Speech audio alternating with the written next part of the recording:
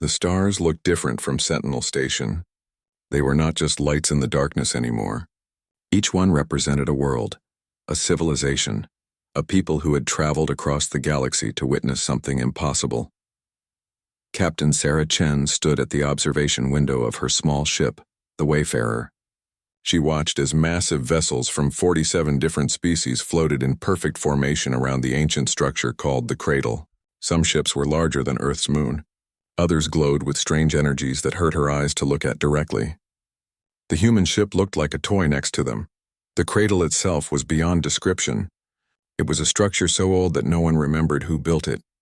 Some called it a monument. Others called it a tomb. It hung in space like a silver mountain, its surface covered in symbols that seemed to shift when you looked away. Inside the cradle sat the eternal throne. For 10,000 years the throne had waited. For 10,000 years every advanced species in the galaxy had tried to claim it. The throne was said to hold the power of the architects, the mysterious beings who had built it.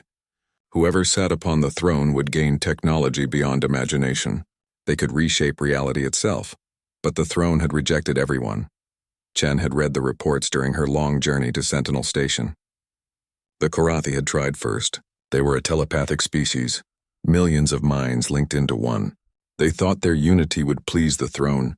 400 of their drones had entered the cradle. All 400 fell into comas. They never woke up. The Luminar came next. They were beings of pure energy, creatures of light who had abandoned physical form millions of years ago. They tried to merge with the throne. The energy discharge scattered them across 12 different dimensions. It took their people 3 centuries to gather all the pieces and put them back together. Then the Vrex Imperium sent their greatest warrior. The Vrex were conquerors, a species that had never lost a battle. Their champion was covered in armor made from collapsed stars. He could break planets with his bare hands. When he touched the throne, he turned to ash in less than a second. There was not even time for him to scream. Every species had tried. The wise ones, the strong ones, the ancient ones, the ones who could see the future. The ones who could control time. All of them failed. All of them were rejected by the throne. Chen was here because humanity had finally been invited to join the Galactic Convergence. It was a great honor. Earth had only discovered faster than light travel 20 years ago. Humans were the newest, youngest, and weakest species in the galaxy. Most species saw them as children playing with toys they did not understand. The Convergence Council barely acknowledged her arrival. When she docked at Sentinel Station, no one came to greet her. She had to find her own way to the observation deck where the council gathered. Along the way, she passed beings that made her feel impossibly small. There were creatures of crystal that sang in frequencies that made her bones vibrate. There were beings that existed in 4 dimensions at once, their bodies folding in and out of normal space. There were ancient things that had watched stars being born. And then there was her, a human woman in a simple uniform, carrying a tablet computer that would be considered primitive by any other species present. When she finally reached the observation deck, she found the council in heated discussion. At the center of the room floated Krazoth, a being that looked like a massive praying mantis made of metal and thought. He was the eldest member of the council, old enough to have been alive when humans still lived in caves. Today, the Shard Collective was making their attempt. The shards were a species made of living crystal. Each individual was a fragment of a greater whole. Together, they could process information faster than any computer. They could solve problems that would take other species millions of years. Chen watched through the window as a single shard representative floated toward the cradle. It was beautiful, like a diamond the size of a house refracting light into 1,000 colors. The council fell silent as the shard entered the structure. For a moment, nothing happened. Then the cradle began to glow. The light grew brighter and brighter until everyone had to look away. When the light faded, the shard was gone. Not destroyed, not scattered, simply gone as if it had never existed. The council chamber erupted in noise. Every species had their own way of showing distress. Some screamed. Some changed colors. Some released chemicals into the air. Krazoth raised one of his blade-like arms for silence. That was when he noticed Chen standing at the back of the room. His compound eyes focused on her with something that might have been surprise. Then he made a sound that the translator in Chen's ear rendered as laughter. It was not a kind laugh. "Ah, the human has arrived," Krazoth said. His voice sounded like metal scraping against stone. "Come to witness what real civilizations can do?" Chen felt every eye in the room turn toward her. She had been trained for this. She knew not to show fear. She walked forward calmly and bowed her head in respect. "I came to observe and learn," she said simply. Krazoth's laughter grew louder. "Learn?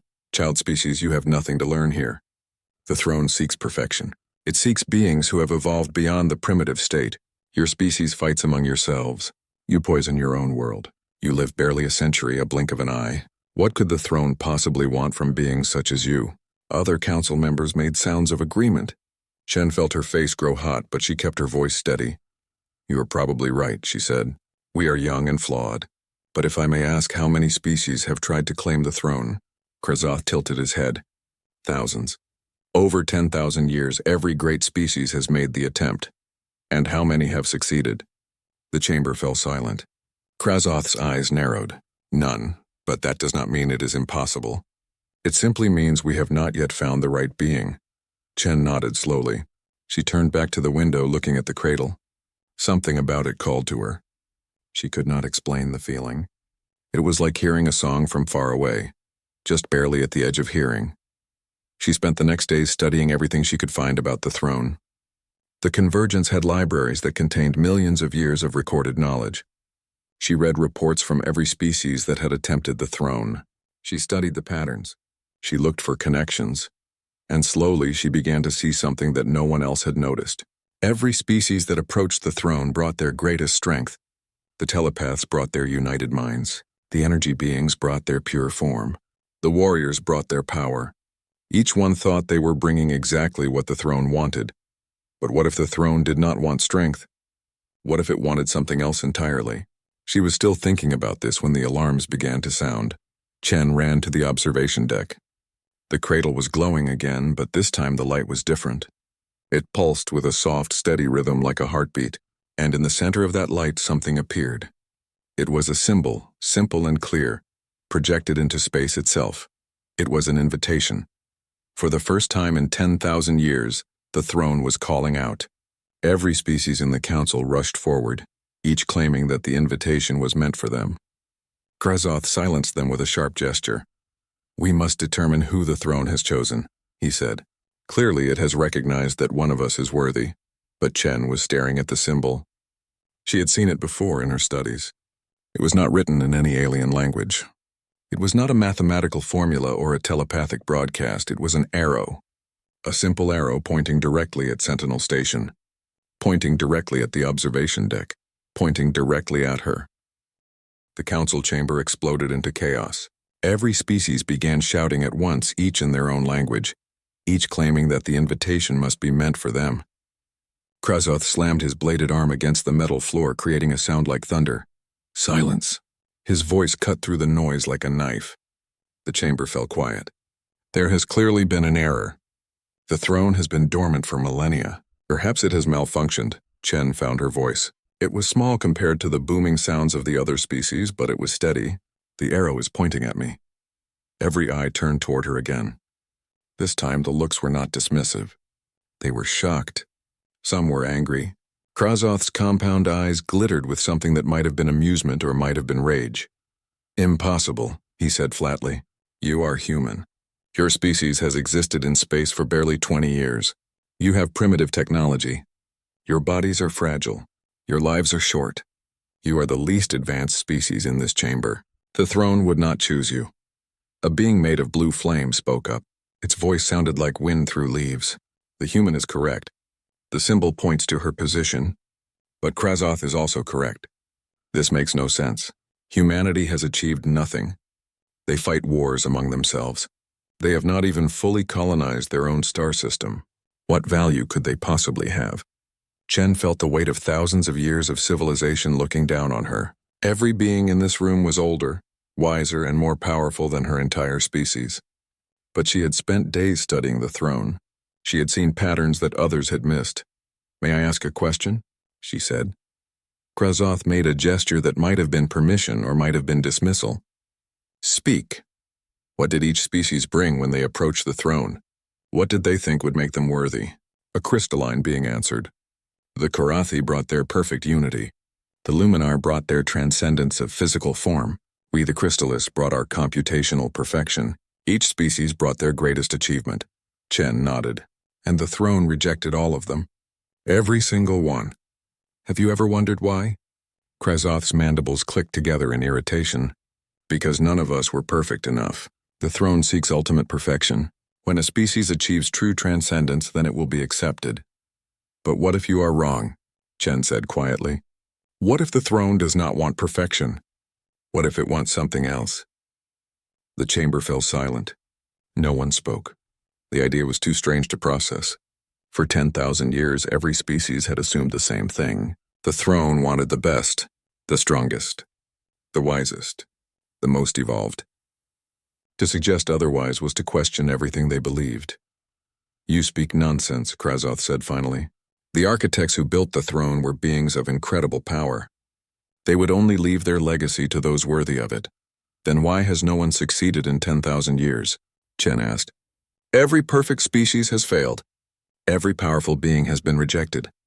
Maybe the architects were not looking for perfection. Maybe they were looking for something they had lost. And what would that be? The blue flame being asked. Its voice was less hostile now, more curious. Chen took a deep breath. I do not know, but I would like permission to approach the throne and find out. The chamber erupted again. This time the voices were not arguing about who the invitation was for. They were arguing about whether Chen should be allowed to accept it. Some said it was too dangerous. Others said it was pointless.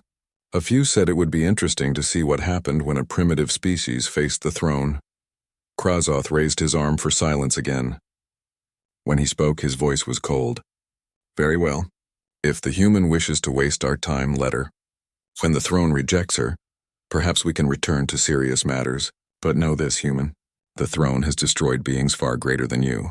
If it kills you, we will not mourn. Your species will simply have to send another representative. Chen felt fear curl in her stomach, but she did not let it show on her face. I understand the risks. Then go, Krazoth said. Approach the cradle. We will watch and learn nothing. Chen returned to the Wayfarer. Her hands were shaking as she prepared the ship for departure. She had told the council she was ready, but that was a lie. She was terrified. Every species that had entered the cradle had been destroyed or changed forever. And those species had been powerful. What chance did she have? But the arrow had pointed at her. The throne had chosen her. She did not understand why, but she had to know the answer. The flight to the cradle took 3 hours. Chen spent that time reviewing everything she knew about the architects. They had been a mysterious species, far more advanced than any civilization that came after them. They had built the cradle and the throne, then vanished completely. No one knew what happened to them. No one knew why they left. But Chen had found something in the old records. A single line translated from symbols found on the cradle's outer surface. Most species ignored it because the translation was uncertain, but the words had stuck with her. We who were perfect became nothing. May those who know their flaws find what we lost. The Wayfarer approached the cradle slowly. Up close, the structure was even more impressive. It was covered in equations that hurt to look at.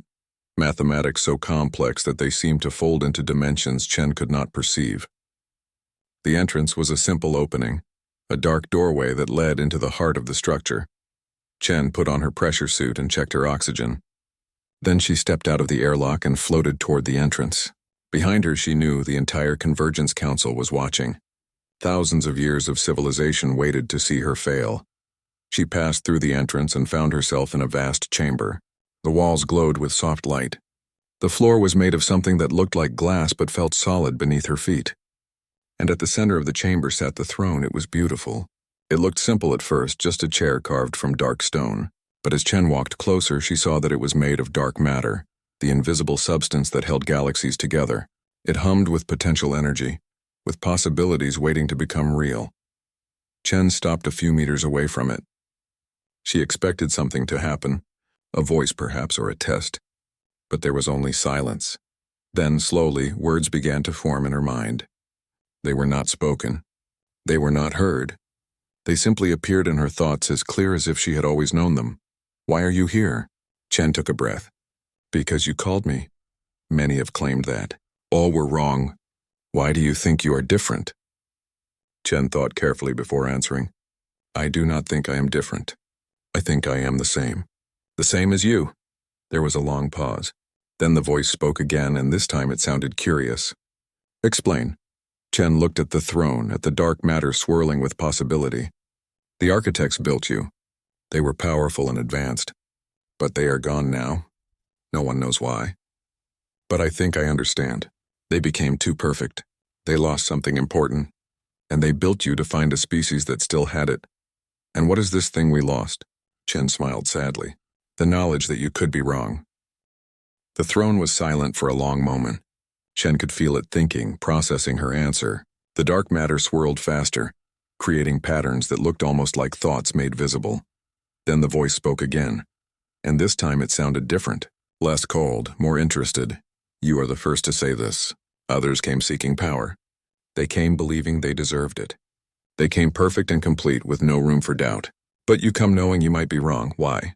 Chen thought about her answer carefully. Because I am human. We are creatures of contradiction. We know we are flawed and we reach for the stars anyway. We understand our darkness and we choose to seek light. We know we will die, but we build things that will last forever. We live with paradox every day. The throne hummed with energy. The chamber around Chen began to change. The walls faded away, replaced by images. She saw scenes from Earth's history. Wars and peace treaties, destruction and creation, hatred and love all existing side by side. You speak of contradictions, the voice said. Let us see if you truly understand them. I will ask you questions. Answer truthfully or you will be destroyed like all the others. Chen felt her heart racing. This was the test. This was what had killed or scattered every other species. She nodded. I am ready. The first question appeared in her mind like a puzzle made of fire. How can a species that destroys its own world deserve to touch the stars? Chen could feel the weight of the question. She knew that a simple answer would not be enough. The throne wanted truth no matter how uncomfortable. We do not deserve it, she said quietly. That is the point. Humans have done terrible things to Earth. We have polluted the air and water. We have driven species to extinction. We have hurt our own home. But we also know we did these things. We remember them. We carry the shame of them, and that shame drives us to do better. We do not reach for the stars because we deserve them. We reach because we hope that by leaving Earth we can learn to be better than we were. The throne pulsed with light. The first image faded. A second question formed. How can beings who wage war against each other speak of peace? Chen felt tears in her eyes. This question was harder. She thought of all the wars in human history. The millions who had died. The suffering that humans had inflicted on each other. We wage war because we are afraid, she said. Because we are different from each other. Because we do not always understand one another. But we also make peace. We build treaties. We create alliances. We learn slowly, painfully that we are stronger together than apart. Our wars teach us the value of peace. Our conflicts show us why cooperation matters. We know both war and peace because we have lived through both. We do not just speak of peace. We fight for it every single day against our own worst instincts. The second image faded. A third question came, and this one made Chen's chest tighten with pain.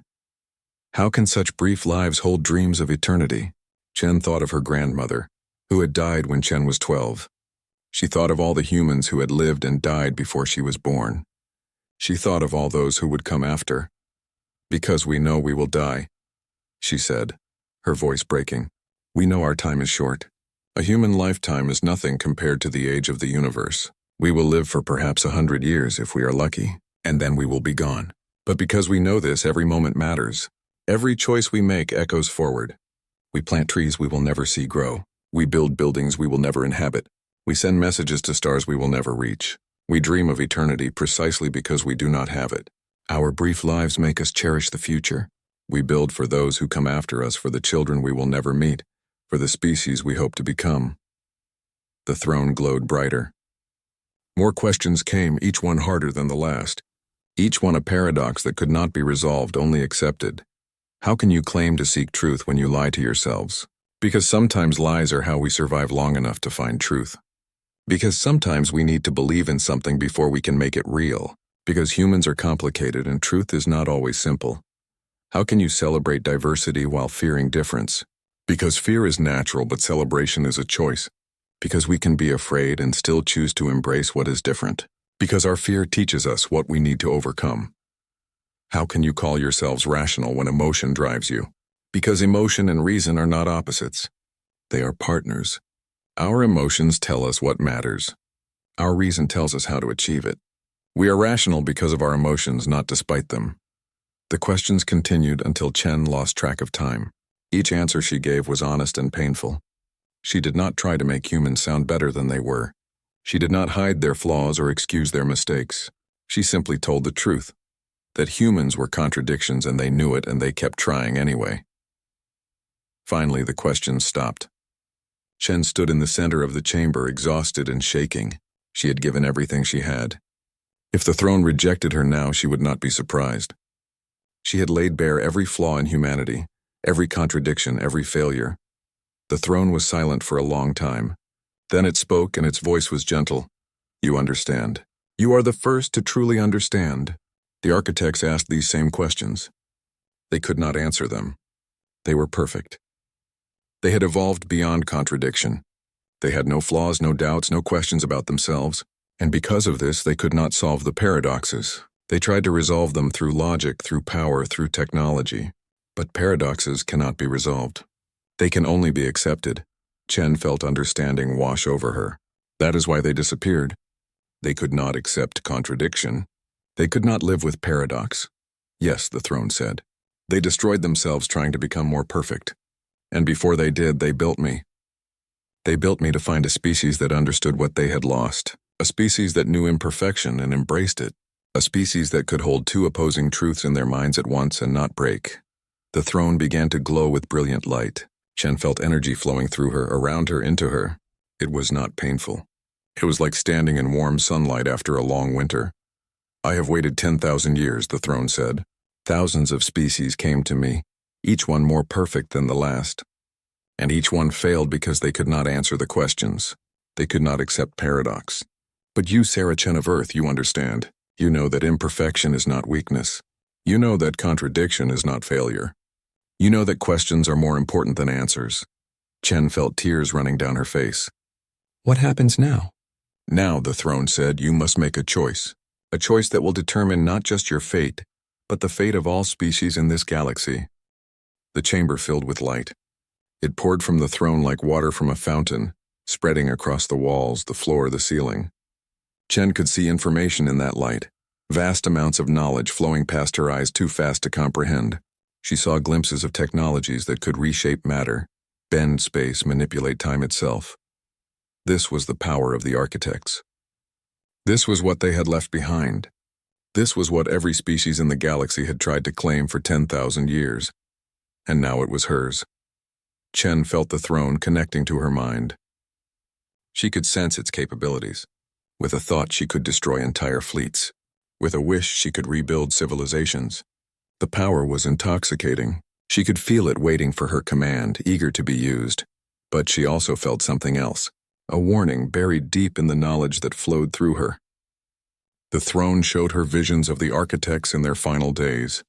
She saw a species that had achieved perfection, that had gained ultimate power, that had lost the ability to question themselves.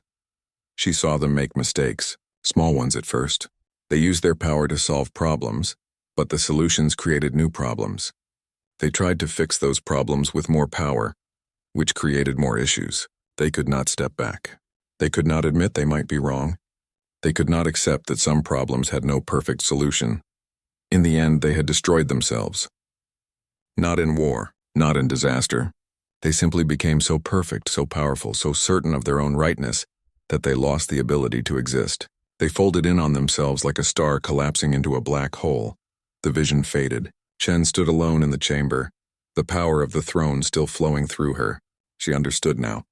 This was the test, not the questions. This was the real test. What would she do with ultimate power?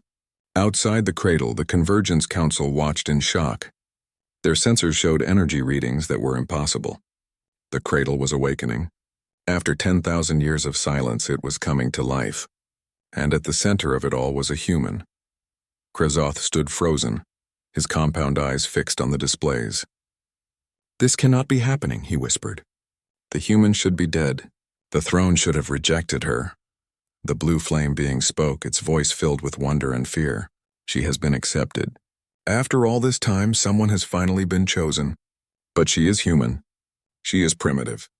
What will she do with such power? A crystalline delegate made a sound like breaking glass. We must stop her.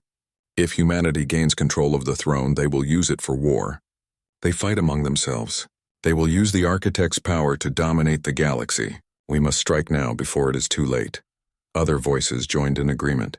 Fear had replaced curiosity. The council had spent millennia trying to claim the throne for themselves. Now that someone else had it, they could only see danger.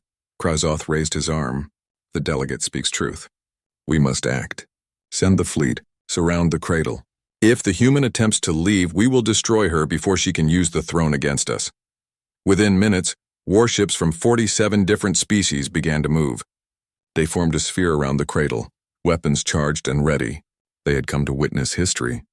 Now they prepared to prevent it. Inside the cradle, Chen felt the ships moving into position. The throne showed her everything. She could see through the cradle's sensors. She could feel the weapons charging. She could sense the fear and anger radiating from the council, and she could stop them all with a single thought. The power was there, waiting. She could disable their weapons. She could scatter their fleets. She could force them to obey. They had rejected humanity. They had mocked her. They had called her species primitive and worthless. Now she had the power to prove them wrong. But as she stood there, feeling the weight of ultimate power, Chen remembered the questions. She remembered the paradoxes. She remembered what the architects had lost, the ability to be wrong. What if using this power was a mistake? What if forcing the other species to accept her would only prove them right? What if the throne had chosen her not to use its power, but to understand when not to? Chen took a deep breath. She could feel the throne waiting, curious about what she would do. This was the choice it had spoken of. Not whether to use the power, but how. I need help, she said aloud. The throne hummed with surprise. Help? You have ultimate power. You need nothing. Chen smiled sadly. That is exactly why I need help. I am human. I am flawed. I will make mistakes. If I have this power alone, I will use it wrong. I will become like the architects. I will become so certain of myself that I lose the ability to question. I need others to challenge me. I need different perspectives. I need to remember that I can be wrong. The throne was silent. Then it spoke, and its voice sounded almost proud. You understand the final lesson. Power without doubt becomes tyranny. Strength without humility becomes destruction. You passed the true test, Sarah Chen. Not by claiming the power, but by recognizing its danger. What should I do? Chen asked. You already know, the throne replied. You said you need help, so ask for it. Not as a master commanding servants, not as a conqueror demanding obedience, but as a partner seeking cooperation. Chen nodded. She opened a communication channel to the council. Her voice was broadcast to every ship surrounding the cradle. This is Captain Sarah Chen. I know you are afraid. I know you think I will use this power against you, but I am not going to do that. Instead, I am asking for your help. The channel exploded with responses. Voices shouted over each other. Some demanded she surrender. Others accused her of tricks. But Chen waited until they quieted down. The architects failed because they had power but no humility, she continued. They could not accept that they might be wrong. I do not want to make the same mistake. I am human. I am flawed. I will make errors. But you are not flawed in the same ways I am. You have wisdom I lack. You have perspectives I cannot see. Together we can use this power responsibly. Alone I will only repeat the architect's mistakes. Krazoth's voice cut through the noise. Why should we trust you? You have the power. You could force us to obey. Because I am choosing not to, Chen said simply. That is the whole point. The throne did not choose me because humans are strong. It chose me because we know we are weak. It chose me because we understand that we need each other. Please, help me use this power wisely. Help me avoid the mistakes that destroyed the architects. Help me be better than I can be alone. There was a long silence. Then slowly something unexpected happened. The weapons began to power down. The first to speak was the blue flame being. Its voice was soft, almost embarrassed. Perhaps we have been looking at this wrong. We spent 10,000 years trying to claim the throne for ourselves. Each species wanted the power for their own people. We never considered sharing it. A crystalline delegate made a sound like wind chimes. Sharing was not possible before. The throne only accepts one being, one choice, one master. Chen felt the throne respond to those words. Information flowed into her mind, showing her something new. That is not exactly true, she said. The throne can only accept one being at a time, but it can create a network. It can connect to others if they are willing. The architects designed it this way. They hoped that whoever claimed the throne would not claim it alone. Krazoth's voice was suspicious. You are saying the throne can be shared? That we can all access its power? Not exactly, Chen explained. The throne is not meant to be divided, but it can be guided by many voices. Each species can send a representative. Each representative can connect to the network. Together, we can make decisions about how to use the architect's legacy. No single species will have control. We will have to agree to compromise to work together. There was a long pause. Chen could feel the council members thinking, debating among themselves. This was not what they had expected. For 10,000 years, they had fought over the throne. Each species wanted it for themselves. The idea of sharing seemed strange, almost impossible. Finally, a small voice spoke up. It belonged to a species Chen had not heard before, one that rarely attended council meetings. The whispers were a peaceful people, traders and diplomats rather than warriors or scientists. The human speaks sense, the whisper said. We have watched species fight over the throne for generations. We have seen the strongest try and fail. We have seen the wisest rejected. Perhaps the architects knew that true power comes not from one being, but from many working together. Another voice joined in, then another. Slowly, reluctantly, the council began to accept the idea. Not because they wanted to, not because they trusted humans, but because they had spent 10,000 years failing alone. Perhaps it was time to try something different. Krazoth was the last to agree. His voice was heavy with doubt. Very well. We will try this experiment. But know this, human. If you betray us, if you use the throne against us, we will stop you. All of us together, Chen smiled. That is exactly what I am counting on. I need you to stop me if I am wrong. That is what partners do. They challenge each other. They keep each other honest. They prevent each other from making terrible mistakes. Over the following weeks, representatives from each species came to the cradle. One by one, they connected to the throne's network. It was not easy. Many of them struggled with the same paradoxes that had challenged Chen, but Chen helped them. She showed them how to accept contradiction, how to embrace imperfection, how to recognize that being uncertain was not the same as being weak. The Korathi sent a single drone.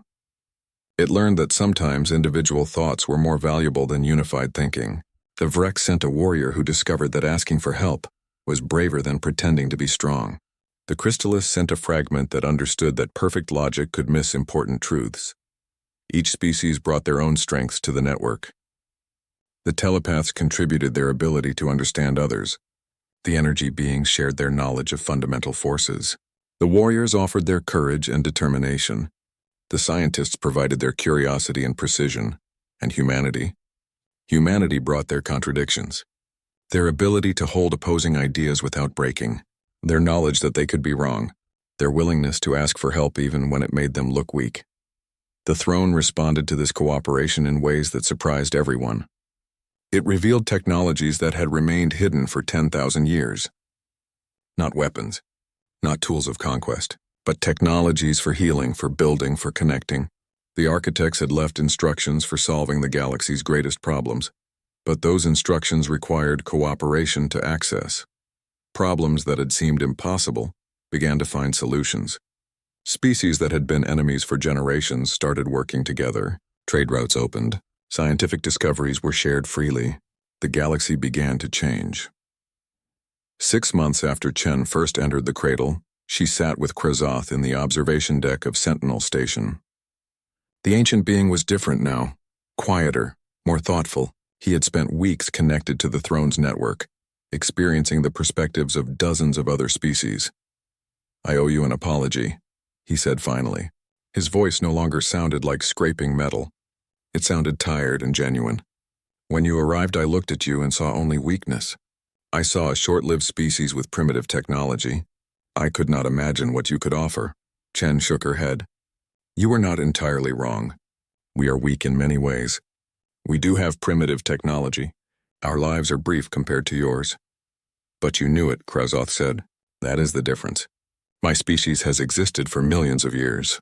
We have forgotten what it means to be uncertain. We have forgotten how to doubt ourselves. We spent 10,000 years trying to prove we were worthy of the throne, never questioning whether worthiness meant what we thought it meant. He turned his compound eyes to look at her. You humans are strange. You know you are flawed and you do not try to hide it. You know you will die and you dream anyway. You know you might be wrong and you still make choices.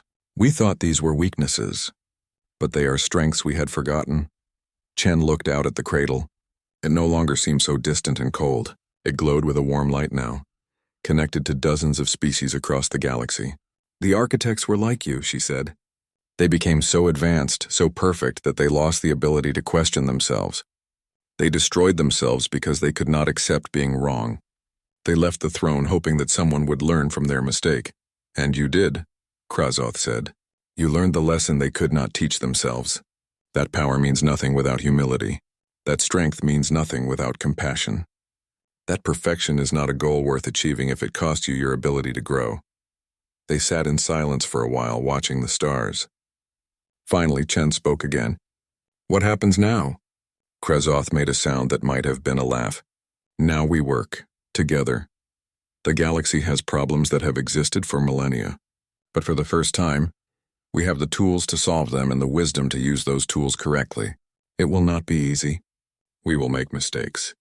We will disagree. But that is the point, is it not? Chen smiled.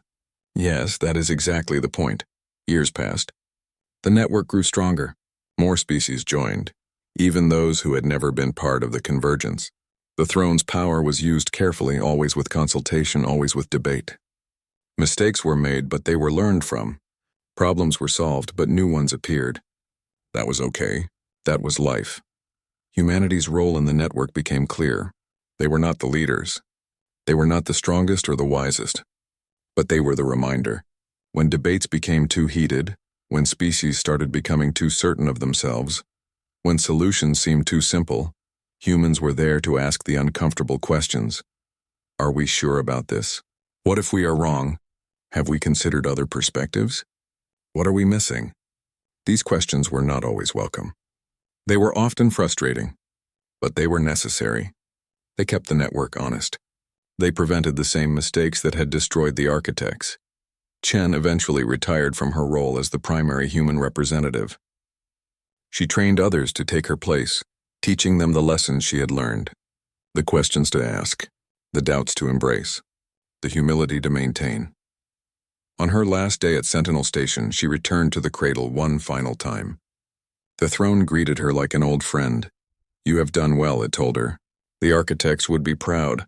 You took their greatest failure and turned it into the galaxy's greatest success. Chen shook her head. I just asked for help. That is all I did. I admitted I could not do it alone. Yes, the throne said. That is all you did. And that was everything. Chen left the cradle for the last time and returned to Earth. She lived out her remaining years peacefully, knowing that the work would continue. The network would grow. Species would cooperate. Mistakes would be made and corrected. Progress would be slow and imperfect, and that was exactly how it should be. In the council chambers, a new saying became popular among all the species. When faced with difficult decisions, they would remind each other of the lesson that had changed everything. The architects left their throne not for the strongest, wisest, or oldest.